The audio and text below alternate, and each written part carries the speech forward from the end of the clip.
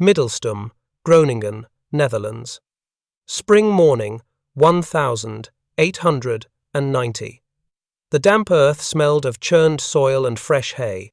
A low mist clung to the thatched roofs of farmhouses, curling around the skeletal arms of windmills.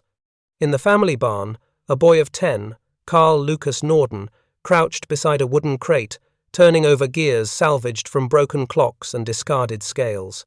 Sunlight glinted off brass teeth, catching in his wide, curious eyes. He whispered the mechanics aloud, as if the gears themselves could hear and respond to his understanding. Carl's father, a sea captain long returned from a voyage across the North Sea, leaned against a barn post, pipe smoke curling lazily.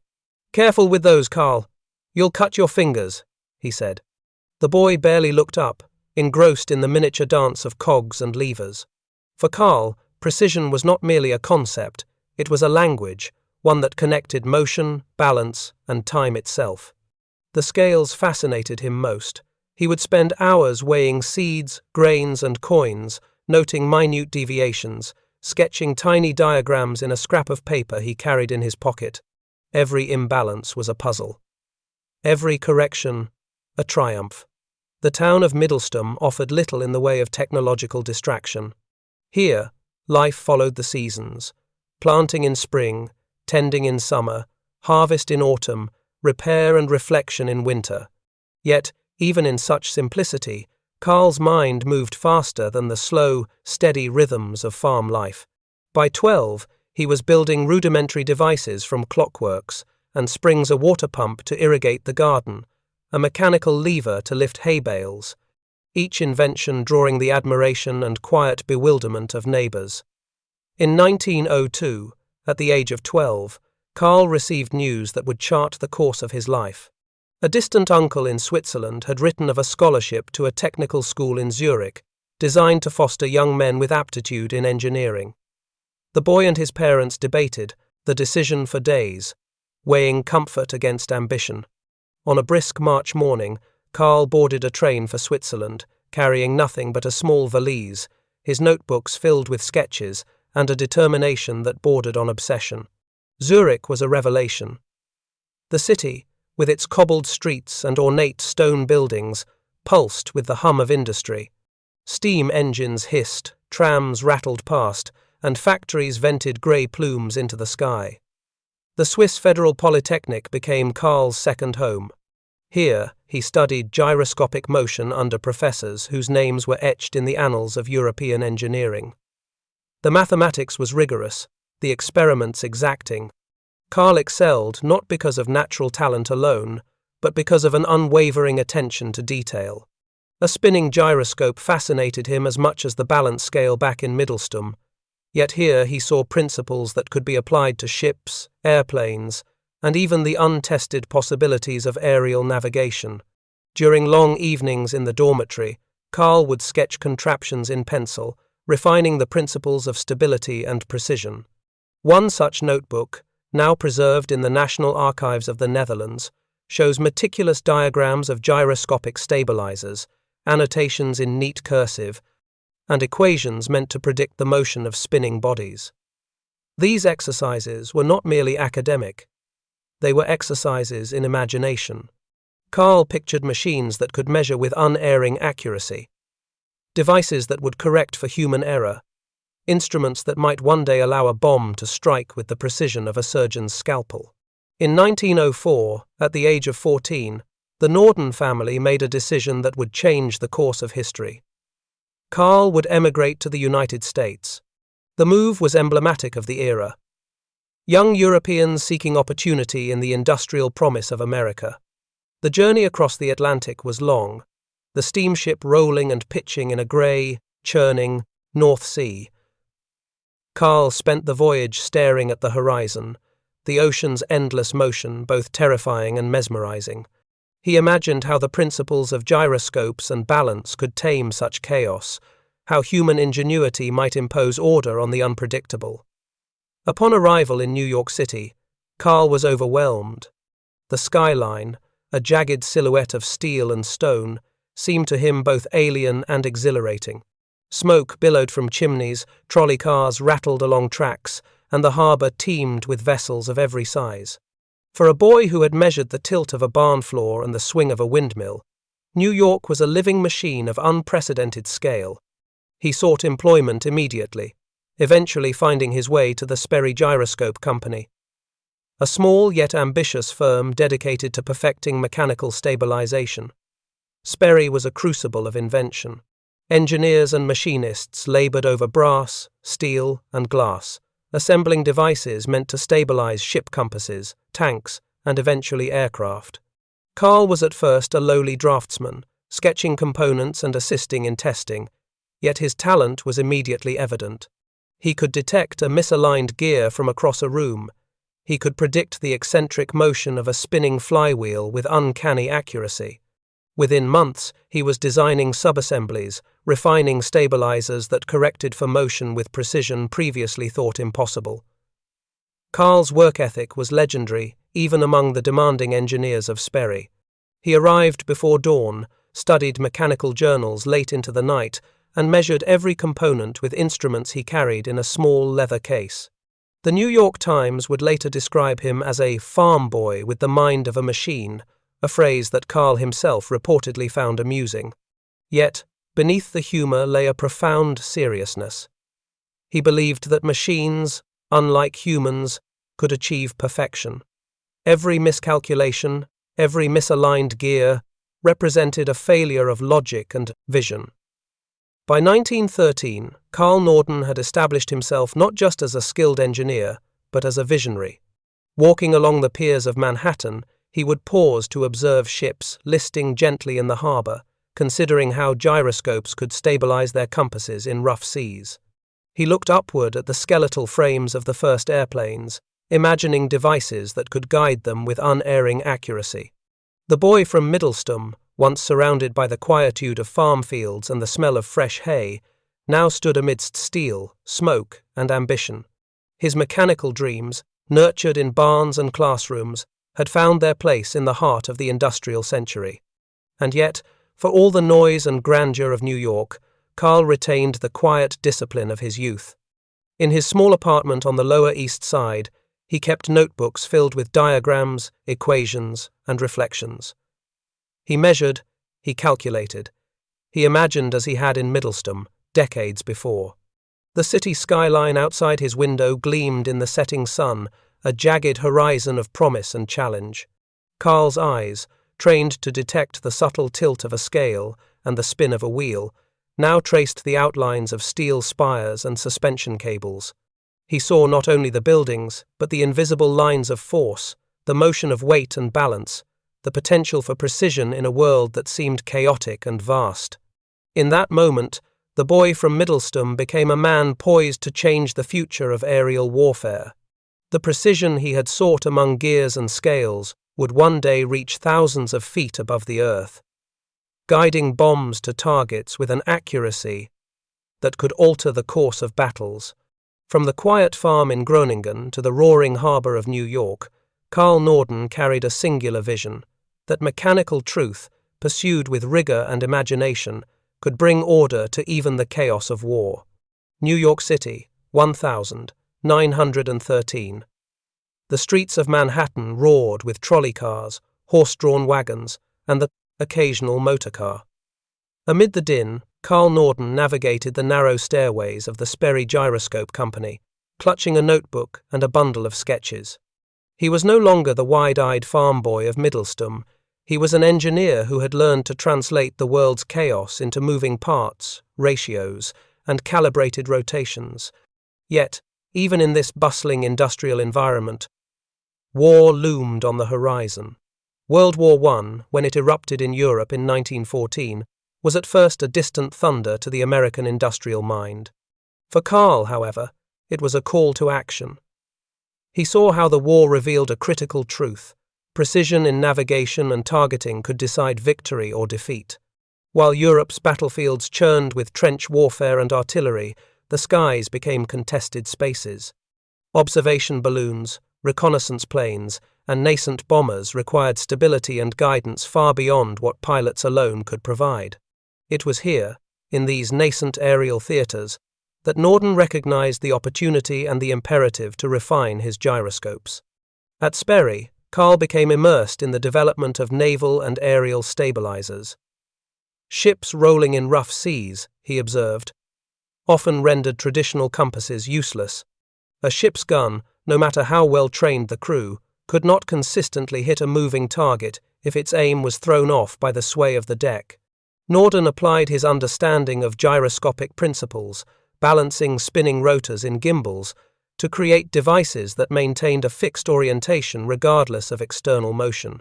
These early gyroscopic stabilizers were tested aboard both merchant and naval vessels in the Atlantic, frequently under brutal conditions, storms, heavy swells, and the violent shocks of gunnery practice.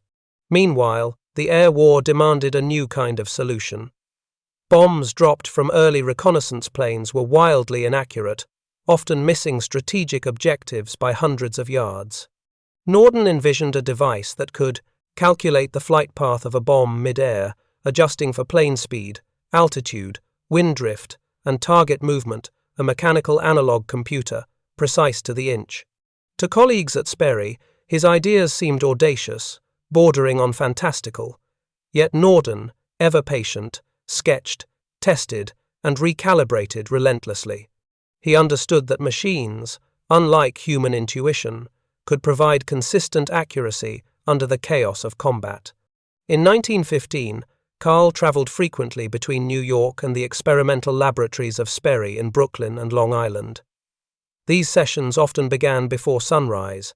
He meticulously measured gyroscope drift, recalibrated bearings, and documented every variation. Test pilots, tasked with dropping weighted projectiles from observation aircraft, reported dramatic improvements when Norden's stabilizers were employed. A bomb that had previously landed 50 feet from the target now hit within inches, a revelation that would later form the conceptual core of the Norden Bombsight. The war in Europe intensified, and by 1917, the United States had formally entered the conflict. Norden's designs drew the attention of the U.S. Navy, and later, the Army Air Service. Military engineers, long accustomed to conventional weaponry, were both impressed and skeptical. Norden, however, approached them with data, diagrams, and meticulous field tests. He demonstrated how gyroscopes could maintain a bomb site's alignment, how incremental adjustments could compensate for variables such as wind and motion, and how a well-calibrated stabilizer could allow a bomber to release ordnance with unprecedented precision. By 1918, Norden was traveling across the United States, overseeing tests at naval stations in Virginia, New Jersey, and Florida. Each demonstration reinforced his reputation as a meticulous, almost obsessive, engineer. Naval captains and air service officers marveled at his ability to predict a projectile's landing point, often down to a few feet, under conditions that would confound ordinary calculations. It was a fusion of mathematics, mechanical ingenuity, and a profound understanding of physics, a combination few engineers of the time could achieve. Yet Norden's work was not without challenges. Gyroscopes were delicate instruments, and the mechanical tolerances required for precise stabilization pushed the limits of early 20th century manufacturing. Components had to be machined to fractions of a millimeter. Gears had to be perfectly aligned, and every device required exhaustive testing before it could be trusted in the field. Norden worked closely with machinists, often spending hours at the lathes and milling machines, supervising the production of prototypes. He understood that even the smallest flaw, a bent axle, an unbalanced rotor, could render the entire device ineffective. The post-war years, 1919, 1920, marked both triumph and reflection for Norden. The armistice had ended combat in Europe, yet his devices had already proven their worth. Although the United States had deployed relatively few bombers in combat before the armistice, test results were clear. Norden's stabilizers offered an accuracy previously thought impossible. Military leaders, recognizing the potential for future conflicts, recommended continued development and refinement. Norden, however, did not rest on accolades. He spent long hours analyzing test data, sketching improvements, and imagining applications far beyond naval gunnery applications that would eventually include strategic bombing, carrier-based aviation, and aerial targeting over vast distances. Throughout these years, Norden's personal discipline remained unshakable. He maintained a modest apartment in Brooklyn, surrounded by notebooks, models, and test instruments. He corresponded with European colleagues, sharing insights into gyroscopic mechanics, and carefully studied emerging aircraft designs. The boy, who had once weighed grains in Middelstum, now measured wind velocity, bomb aerodynamics, and gyroscopic precession with equal precision. By 1920, Carl Norden had established himself not merely as an engineer, but as a visionary whose work foreshadowed a revolution in aerial warfare. Military historians would later note that the principles he perfected in these early years laid the foundation for the Norden Bombsight, a device that would dramatically alter the precision of bombing campaigns decades later. He had bridged the worlds of the barn and the laboratory, of simple gears and complex analog computers, and in doing so, had set the stage for a century in which mechanical precision could determine the fate of nations. Manhattan, 1920. Carl stood on a ferry crossing the Hudson River at dusk, the city behind him glowing with twilight. In the distance, the harbor's masts and the skeletal outlines of cranes reminded him of Middelstum's windmills, yet these machines moved on a scale far beyond the imagination of a Dutch farm boy. He closed his notebook, observing the interplay of forces, motion, and balance. In the quiet of that moment, Carl understood that the gyroscope was more than a device. It was a lens through which he could impose order on chaos, a tool that could transform not only engineering, but the very conduct of war. And in that understanding lay the germ of a device that would, decades later, guide bombs across continents, with a precision that seemed almost supernatural, a fusion of discipline, imagination, and relentless pursuit of mechanical truth. Washington, D.C. January 1931. Snow clung to the streets outside the War Department as Carl Norden stepped from the taxi onto Constitution Avenue. He carried with him a set of polished wooden cases, each containing components of his latest bombsight prototype. Inside the polished wood and glass lay the culmination of years of meticulous work. Gyroscopes spinning in precision gimbals, optical sights aligned with micrometer accuracy, and a mechanical computer designed to calculate trajectory corrections faster than any human hand could. Norden had spent the past decade perfecting his invention, testing, adjusting, and refining. Now, the challenge was no longer technical, it was political. Convincing a cautious and budget-conscious military bureaucracy to invest in a new technology required as much patience as his engineering work. He was greeted in the War Department by a panel of senior officers, many of whom had served in World War I. Their faces, lined and skeptical, betrayed little enthusiasm. Yet Norden's reputation as a meticulous engineer preceded him. Reports from Mitchell Field and Wright Field had described his bombsight's uncanny accuracy. Officers whispered of results that seemed almost impossible, dummy bombs landing within mere feet of the target from altitudes over 10,000 feet. The demonstration in a conference room began with a small-scale model. Norden carefully assembled the device on a makeshift platform, explaining the principles of gyroscopic stabilization and analog computation. The officers watched as he released miniature bombs along a simulated trajectory. Time and again, the small spheres struck their designated marks. A low murmur of astonishment ran through the room. Norden, however, remained composed, emphasizing that the results were not magic but precise calculation. "What we have here," he said quietly, "is the ability to translate observation into action, mathematically and mechanically." Convincing the War Department, however, required more than demonstration. The nation's military was constrained by the Great Depression, and budgets were scrutinized with unrelenting rigor. Norden had to present not only the technological promise, but also a financial and strategic rationale. Detailed reports were prepared, quantifying potential reductions in bomb wastage, improvements in target accuracy, and projected savings in aircraft and crew. Risk.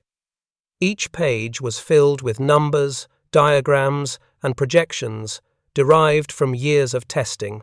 Military accountants, skeptical at first, could not ignore the potential economic advantage of precise bombing. By 1933, Norden had secured a limited contract with the Army Air Corps for additional testing and refinement. The contract was modest, but it represented a critical foot in the door. Work shifted from prototype development to considerations of production and field deployment. Norden travelled to Lockheed and other industrial partners, overseeing the manufacture of precision components. Gyroscopes were calibrated to exacting tolerances. Optical lenses were polished to perfection. Every unit required painstaking quality control, as even minor deviations could render the device ineffective. The mid-1930 seconds were a period of intense refinement. Norden collaborated with engineers, mathematicians, and pilots to improve usability and reliability. Pilots were trained to operate the site under varying conditions, from turbulence to cloud cover, and feedback-informed incremental adjustments. By 1936, the bombsight had evolved into what would later be recognized as the Norden Model 5, a device capable of calculating bomb trajectories with remarkable speed and accuracy, while compensating for aircraft motion and environmental factors. During this period, Norden also faced significant challenges in secrecy and security. Competitors, both domestic and foreign, sought to understand the technology. Military authorities implemented strict protocols. Testing facilities were guarded, travel was monitored, and information dissemination was tightly controlled. Norden himself understood the stakes. He had always been meticulous, but now the potential consequences of a breach, both technological and strategic, added weight to every decision. In 1937, a pivotal demonstration took place at Langley Field. Senior officers, including members of the Chief of the Air Corps, observed a series of bombing runs conducted from a modified B-17 Flying Fortress. The results were extraordinary. Dummy bombs consistently struck within 30 feet of their targets, from altitudes exceeding 20,000 feet. Journal notes from the demonstration describe officers whispering among themselves, astonished at the mechanical precision. For the first time, it became clear that Norden's bombsight could transform the efficacy of strategic bombing, making high-altitude, precision attacks a feasible tactic. Despite the growing recognition, adoption was slow. Bureaucratic inertia, budgetary constraints, and cautious leadership meant that widespread deployment would take time. Norden continued to advocate for his invention, traveling frequently between military bases, industrial partners, and the War Department. Each visit involved meticulous demonstrations, detailed reports, and careful discussions of operational benefits. He understood that patience and persistence were as critical as engineering skill. By the late 1930 seconds, the international situation began to shift. The rise of militarism in Europe and Asia highlighted the need for technological superiority. Military planners recognized that strategic bombing could be decisive in any future conflict. Norden's bombsight, once a curious experiment, now attracted serious consideration as a national priority. Contracts expanded, production planning accelerated, and pilots began receiving formal instruction on its use. In offices and factories from New York to Dayton, the groundwork was being laid for a technology that would, within a few years, influence the course of global warfare. Mitchell Field, 1939. Carl Norden stood by the hangar as the sun set over Long Island Sound. The quiet hum of aircraft engines and the low murmur of engineers provided a backdrop to his thoughts. He reflected on the long journey from Middelstum's farms to the forefront of American aviation technology.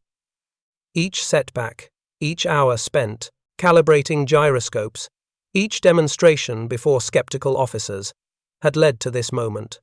The bombsight in production, the training of pilots, the contracts, signed all of it, was preparation for a future war that seemed increasingly inevitable. In the fading light, Norden allowed himself a rare moment of reflection. A boy who once measured grains and gears in a Dutch barn had now created a device that promised to change the nature of warfare. He understood the responsibility that accompanied such innovation, that precision could save lives and misuse could take them. But he also understood, with quiet certainty, that the era of blind, indiscriminate bombing was ending. The age of calculated, measured, and technologically precise warfare had begun, and Carl Norden's vision was at its center. Dayton, Ohio, March 1939. The roar of Pratt & Whitney engines echoed across the tarmac at Wright Field, a sound that had become synonymous with progress and impending conflict. Amid the rising hum of aircraft, classrooms and hangars buzzed with a different kind of energy. Young men learning to harness precision in the art of bombardment.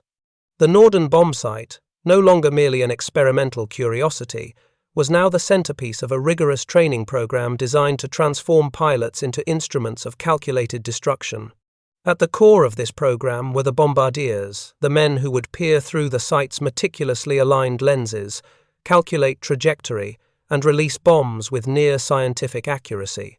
Norden himself had visited Dayton multiple times to observe training sessions, offering adjustments to procedures and refinements to instruction manuals. His presence lent authority and urgency to the training. He emphasized not only technical proficiency but also discipline and the moral weight of precision. Accuracy, he would tell them quietly, is not just a measure of skill, it is a measure of responsibility. The curriculum was exhaustive. Cadets were taught the mechanics of the bombsight, the gyroscopic stabilization system, the telescopic sighting optics, and the analog computer that calculated bomb trajectories. Instruction extended to meteorology, wind drift, airspeed calculations, and release timing. Every calculation had to account for altitude, temperature, barometric pressure, and aircraft motion. Classroom exercises were complemented by practical drills in mock aircraft, with Norden himself supervising early sessions. Each cadet learned to anticipate how minor deviations could result in a miss of hundreds of feet at high altitude, and how perfect technique could turn a mission from uncertain to decisive. Mitchell Field, New York, June 1940. Cadets filed into a B-17 Flying Fortress for the first in-flight exercises. The massive bomber, gleaming under the morning sun, became a classroom in motion. Instructors, experienced pilots, and early adopters of the Norden sight guided cadets through the process of leveling the aircraft, maintaining steady altitude, and coordinating with the bombardier. The first flights were deliberately simple, dropping inert practice bombs over open fields. Yet even with these controlled exercises, cadets learned quickly how environmental variables, wind gusts, thermals, and aircraft vibration could affect results. Throughout the sessions, Norden's philosophy of redundancy and preparation was ever present. He insisted that trainees memorize procedures for manual adjustment in case of equipment failure. If the gyroscope malfunctioned or the optical alignment shifted mid-flight, a skilled bombardier could still achieve an acceptable degree of accuracy. Simulations were run under increasingly challenging conditions: low visibility, turbulent air, and nighttime drops. Each success reinforced confidence. Each failure became a lesson in diligence. By 1941, the training program had expanded to multiple bases across the United States, including Barksdale Field in Louisiana and Lowry Field in Colorado. Hundreds of cadets cycled through the program each year, emerging not only as operators of a complex machine, but as engineers of destruction in the scientific sense, precise, methodical, and disciplined. Reports from instructors emphasized the transformation in their students. Men who had arrived nervous and uncertain now exhibited meticulous focus, able to calculate and execute bombing runs with astonishing consistency. The integration of the Norden Bombsight also reshaped flight operations. Aircraft formations were organized to maximize the use of precision bombing. Lead bombardiers, trained on Norden devices, guided squadrons along identical flight paths, ensuring synchronized bombing patterns. The sight's mechanical computer allowed adjustments for speed and altitude variations in real time, an innovation previously thought impossible. Pilots and bombardiers developed a mutual respect born of dependence.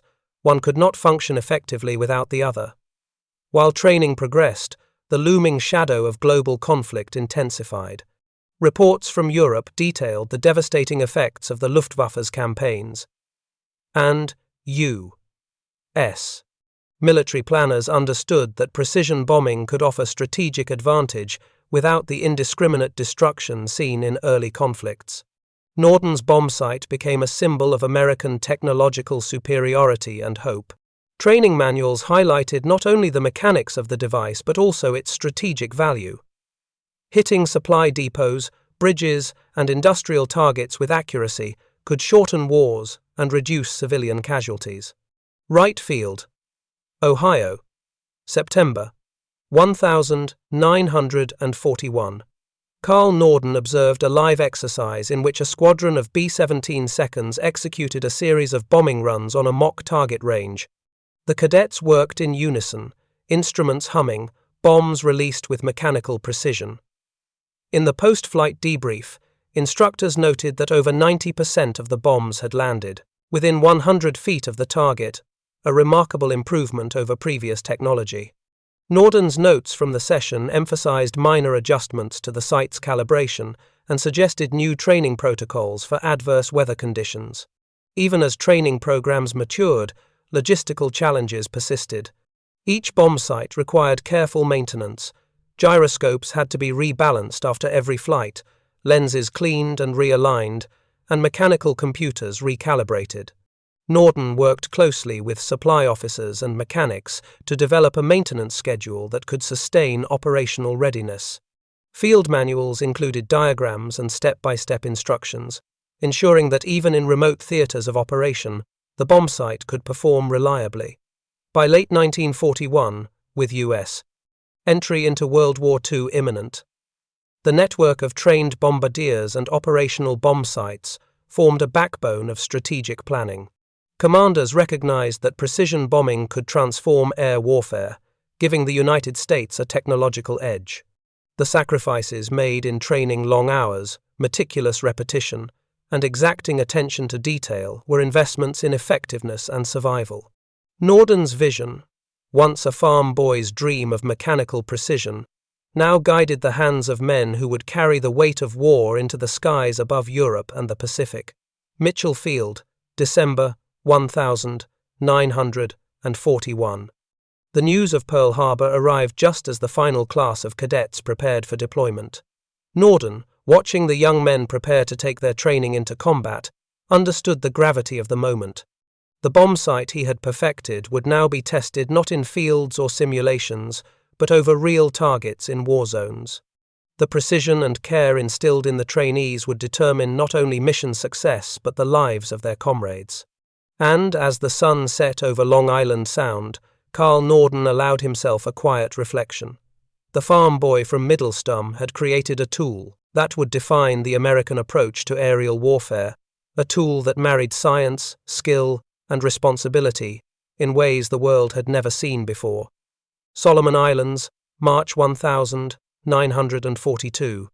The humid air clung to flight suits and metal alike, and the constant drone of engines mixed with the chatter of radio transmissions. Far from the orderly classrooms of Dayton and Mitchell Field, the Norden bombsight faced its first real test: combat.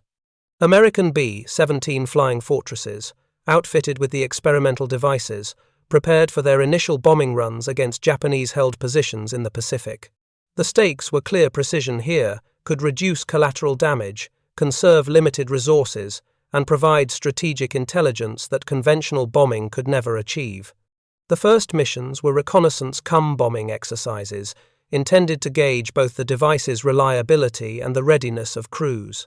Bombardiers, many of whom had recently graduated from the rigorous training programs, were anxious.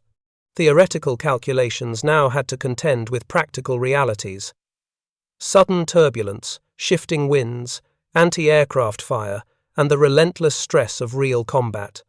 Flight instructors and Norden himself had emphasized redundancy.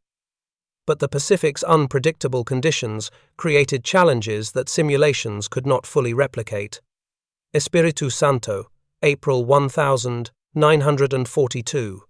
Lieutenant Harold Hal Anderson, a young bombardier trained on the Norden, prepared for his first mission over Japanese airfields on Guadalcanal.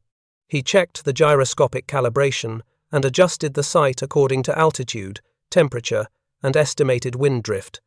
The bombardier's role was crucial. The sight's precision depended on the operator's steady hand, clear judgment, and rigorous adherence to procedure.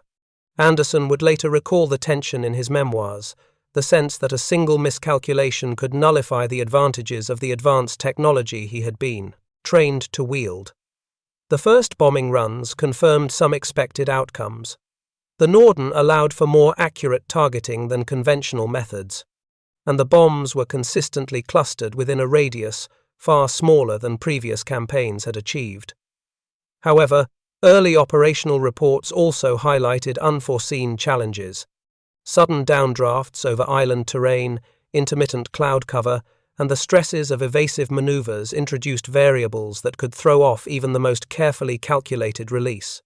In some missions, the sight's optical clarity was compromised by condensation on the lenses, while the gyroscope occasionally required mid-flight recalibration. B-17 Fortress, the 18th of April 1942. A formation of 4 aircraft approached a Japanese ammunition depot near Kokumbona. Bombardiers used Norden devices to line up each run, transmitting corrections to pilots to maintain precise altitude and heading. The first wave released bombs with careful timing. Observation from accompanying P-38 fighters confirmed that over 80% of the ordnance fell within a 200-foot radius of the target. A remarkable achievement compared to previous bombing missions that often scattered bombs over several square miles. Field reports noted, however, that minor misalignments in approach angle, even as small as 3 degrees, resulted in significant deviation at ground impact, underscoring the need for absolute discipline and coordination. The success of these initial missions validated Norden's design, but also revealed operational limits. Japanese anti-aircraft defenses, though less sophisticated than their European counterparts, could still force evasive maneuvers that disrupted the bombsight's effectiveness. Weather patterns over the islands were unpredictable. Sudden tropical squalls and low-lying clouds frequently required aborting bombing runs or shifting to secondary targets. Instructors emphasized that while the Norden offered unprecedented accuracy, human skill and judgment remained critical. 13 Fighter Command Debrief. May 1942. Debriefings captured detailed accounts from crews regarding the bombsight's performance. Feedback included recommendations for procedural adjustments, greater pre-flight calibration, in-flight monitoring of gyroscope drift, and modifications to release timing under varying conditions. Norden engineers, often present at these debriefings, noted the importance of maintaining a feedback loop between operational crews and designers. These sessions allowed incremental improvements that would later standardize bombing protocols across the Pacific and European theaters. The initial combat trials also had psychological effects on the crews. Bombardiers, who had trained extensively on simulators, were buoyed by their ability to translate theory into tangible results. Pilots gained confidence in following calculated flight paths, knowing their bombardiers could consistently deliver ordnance with minimal error. The emerging trust between aircrew members, a combination of skill, discipline, and technology, became a hallmark of strategic American bombing operations. Solomon Islands, June 1942. A combined operation targeted a Japanese supply convoy threatening Allied positions. Bombardiers used the Norden to release bombs with extraordinary precision, successfully sinking 2 transport ships while leaving nearby civilian structures largely intact. After the mission, Norden himself noted in correspondence to the Army Air Forces that these early victories demonstrated not only the technical superiority of the device, but also its potential to minimize unnecessary destruction, aligning operational effectiveness with ethical considerations of warfare. By late 1942, lessons from these combat trials informed the broader deployment strategy for the Norden Bombsight. Crews underwent additional drills to simulate conditions encountered in the field, from night operations to high-altitude bombing in adverse weather. Modifications to aircraft cockpits ensured bombardiers could operate the site with reduced fatigue and better ergonomics. Engineers addressed recurring mechanical issues, such as lens condensation and gyroscope drift, enhancing reliability for extended missions. Guadalcanal, December 1942. The first full-scale operational campaign using Norden-equipped B-17 seconds confirmed its transformative impact. Commanders observed a measurable increase in mission success rates. Targets were hit more consistently, supply depots disrupted effectively, and aircrew casualties reduced as bombing runs became more predictable and coordinated. The combination of advanced technology, rigorous training, and iterative feedback allowed the U.S. Army Air Forces to approach strategic bombing with a level of precision previously unattainable. As 1943 approached, the first combat trials had solidified the Norden Bombsight's reputation as a revolutionary tool. From the farm boy's barn in Middelstum to the skies over the Pacific, Carl Norden's invention had proven its worth under fire. While operational challenges remained, the groundwork laid in these early missions would inform the massive bombing campaigns that would follow, shaping not only the outcome of individual battles, but the broader trajectory of the air war in the Pacific, and, eventually, Europe. The site that began as a vision of mechanical perfection now carried the weight of strategy, ethics, and human lives across oceans and continents. RAF Lakenheath, England, March 1943. The North Sea wind bit through flight jackets as B-17 Flying Fortresses and B-24 Liberators lined up on damp, chalked runways. American crews, many fresh from stateside training or the Pacific trials, were now preparing for the European bombing campaign. The Norden Bombsight, having proven itself over the Pacific Islands, faced a far more complex and unforgiving theatre: the skies over Nazi-occupied Europe.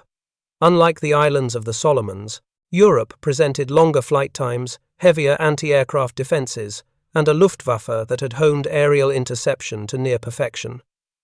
Brigadier General Haywood S. Hansell, a key advocate of precision daylight bombing, understood the potential of the Norden. "With this device," he would later write, "we can turn the air war from indiscriminate destruction into a science of strategic attrition." The American philosophy in Europe emphasized accuracy, crippling the German war machine while attempting, at least in theory, to limit civilian casualties.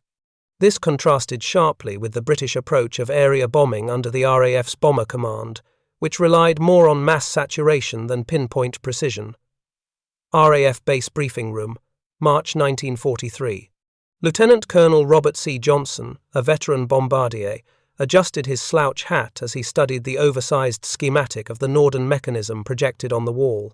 The device's gyroscopes, mechanical computers, and optical systems required not just intellectual understanding, but physical dexterity under the pressures of combat.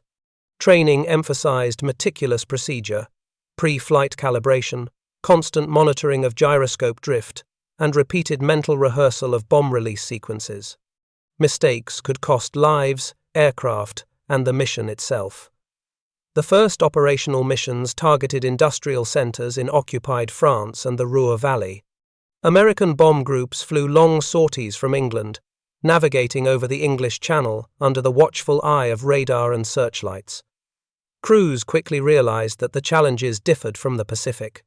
High-altitude winds were unpredictable, ranging from gentle cross-currents to violent jet streams that tossed aircraft through cloud banks.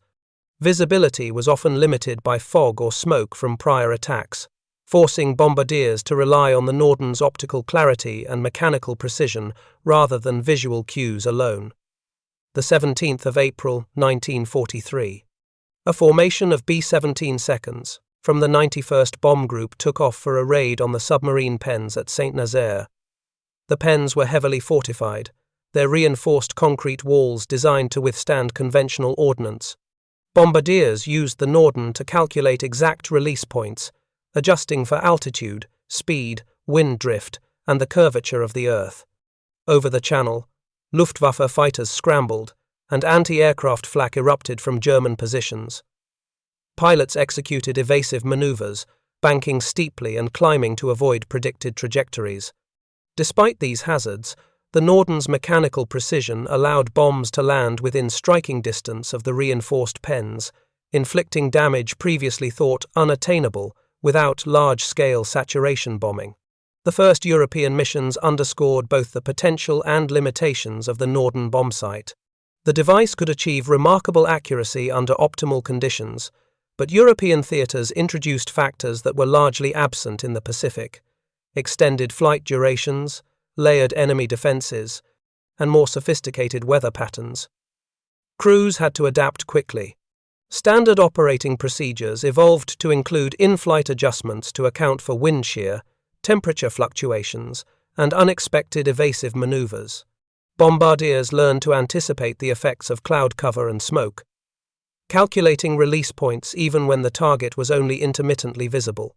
13 Bomber Command Debrief. May 1943. Lieutenant James T. Murphy, an instructor from the 92nd Bomb Group, recorded observations that would inform future missions. "The Norden is unmatched in theory," he reported, "but in practice, human error and environmental factors still dictate outcomes. Precision is a combination of technology and discipline." These insights were critical in developing what became known as the combat discipline loop: meticulous pre-flight planning, in-flight monitoring, immediate post-run debriefing, and iterative refinement of procedure. It was a system that would gradually transform American daylight bombing into a scientifically calibrated endeavor. Industrial Ruhr, June 1943. A significant raid targeted the Krupp steelworks in Essen, Germany. Intelligence reports indicated production delays had left the facility lightly, defended an ideal opportunity to test the Norden under real operational pressure. Bombardiers in B-17 seconds and B-24 seconds adjusted their sights, factoring in altitude over 25,000 feet, airspeed around 160 knots, and wind drift. The synchronized release, timed to the second, resulted in bombs clustering tightly around blast points critical to disrupting production. Post-strike analysis showed a reduction in facility output by over 30% for the following month, demonstrating the tangible impact of precise bombing. However, European missions also highlighted the human toll of sustained operations. High-altitude oxygen deprivation, anti-aircraft fire, and constant stress took a cumulative psychological toll. Crews reported fatigue, tunnel vision, and momentary lapses in judgment. The Norden, though mechanically perfect, required continuous human oversight. Training emphasized that the bombsight was only as effective as the operator, a truth reinforced by both successes and failures in the field. July 1943. The Schweinfurt-Regensburg raids marked a pivotal moment in the use of the Norden bombsight. Targeting ball-bearing factories critical to German military production, American forces faced heavily defended airspace.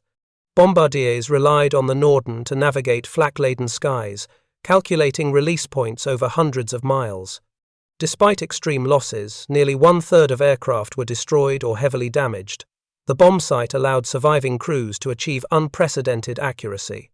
Post-strike assessment revealed substantial disruption to German ball-bearing production, underscoring the strategic significance of precision bombing in crippling industrial capacity.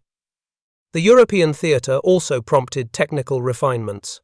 Engineers addressed recurrent issues observed during long-range sorties: lens fogging at high altitudes, gyroscope drift due to temperature extremes, and the need for more ergonomic cockpit integration. Crew feedback was systematically incorporated into design updates, creating a feedback loop between operational reality and mechanical engineering. This collaboration between technicians and airmen would become a hallmark of American strategic bombing doctrine. RAF bases, late 1943. As missions intensified over Germany, the Norden bombsight became more than a tool. It became a symbol of technological supremacy. Commanders emphasized its importance not only for precision, but also for morale. Crews believed that with the Norden, each mission could be executed with purpose rather than randomness. giving them a psychological edge over defenders accustomed to more chaotic Allied attacks. Dresden, early 1944. By this point, the Norden had become central to the American bombing strategy in Europe. Crews were trained to operate under extreme conditions, low visibility, heavy flak, fighter interception, and coordination with other squadrons. The combination of mechanical precision and disciplined execution allowed daylight raids to achieve results comparable to, and sometimes surpassing, mass nighttime bombing by the RAF. Bombs consistently impacted critical infrastructure factories, rail yards, bridges, accelerating the degradation of German warfighting capability. The European campaign demonstrated the dual nature of the Norden Bombsight. It was both an instrument of mechanical perfection and a test of human endurance. Crews learned to trust the device, while acknowledging its dependence on discipline, procedure, and constant vigilance. Pilots, bombardiers, and engineers became part of an integrated system where technology and human skill coalesced into a force multiplier, shaping the air war in ways that would define strategic bombing doctrine for the remainder of the conflict. By the end of 1944, the cumulative effects of precision bombing guided by the Norden were undeniable. German industrial output was increasingly disrupted, transport networks were compromised, and the Luftwaffe struggled to respond effectively to coordinated raids.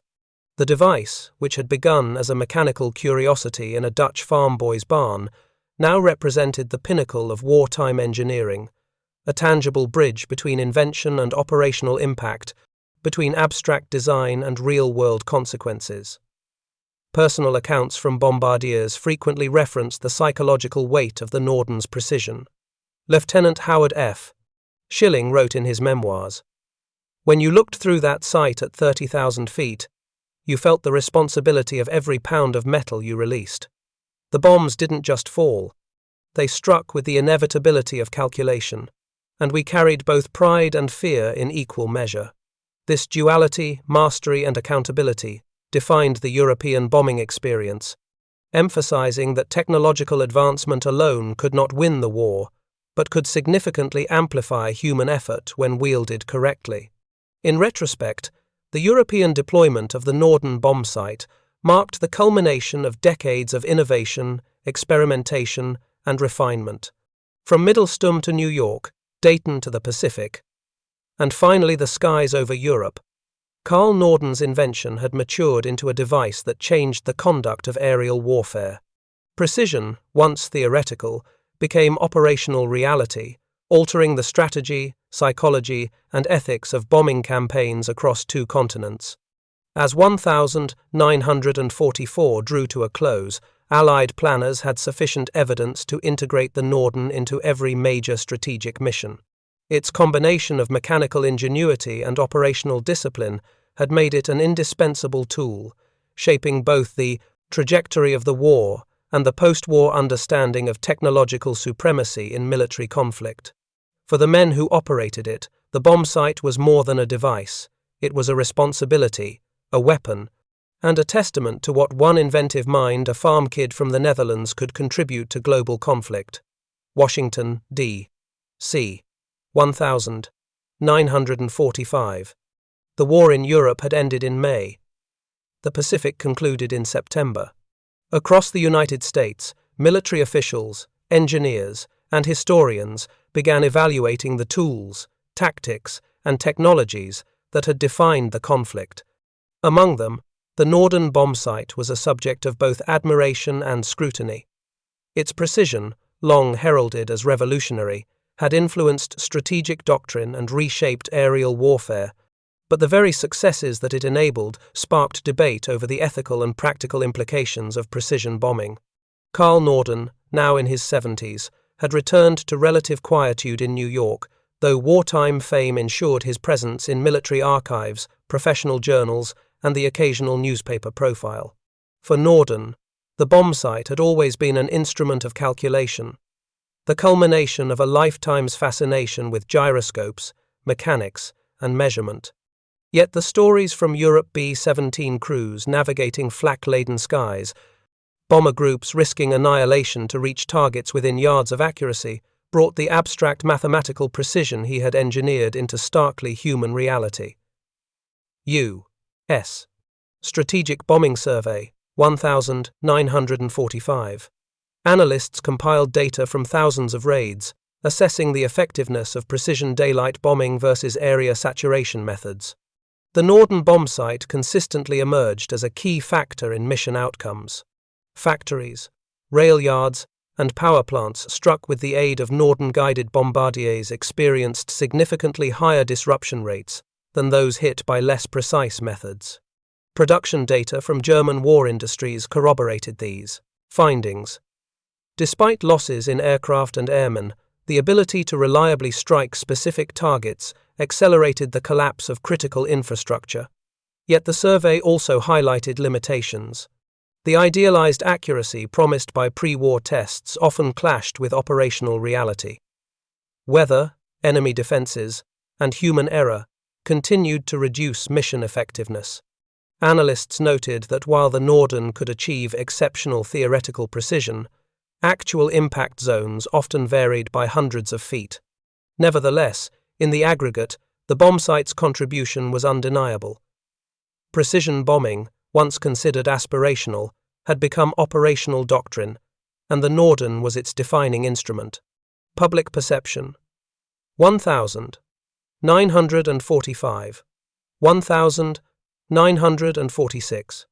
As newspapers and magazines reported on the European and Pacific bombing campaigns, the bombsight became emblematic of technological ingenuity. Journalists highlighted stories of missions where B-17 seconds, guided by the Norden, had struck factories critical to the German war effort or disrupted Japanese naval construction in the Philippines. Yet, some criticism emerged. Moral questions arose regarding civilian casualties, the justification for strategic bombing, and the extent to which technological superiority could shield human operators from accountability. Norden, careful and private, generally avoided public debate, allowing military historians and policymakers to define the narrative. Military doctrine, late 1940 seconds. The lessons of Europe shaped the emerging Air Force, which became a separate branch in 1947. Precision bombing, as enabled by the Norden, was enshrined in training manuals, tactical guidelines, and strategic planning.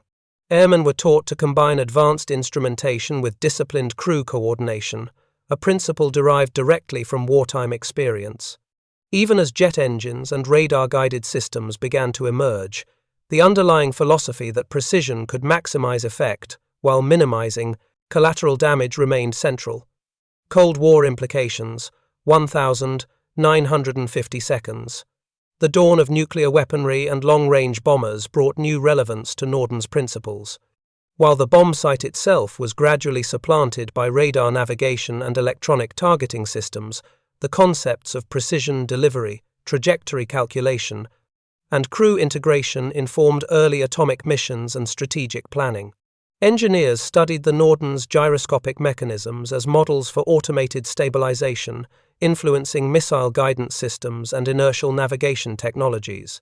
In effect, one Dutch farm boy's early experiments with mechanical balance scales had rippled into the post-war technological landscape.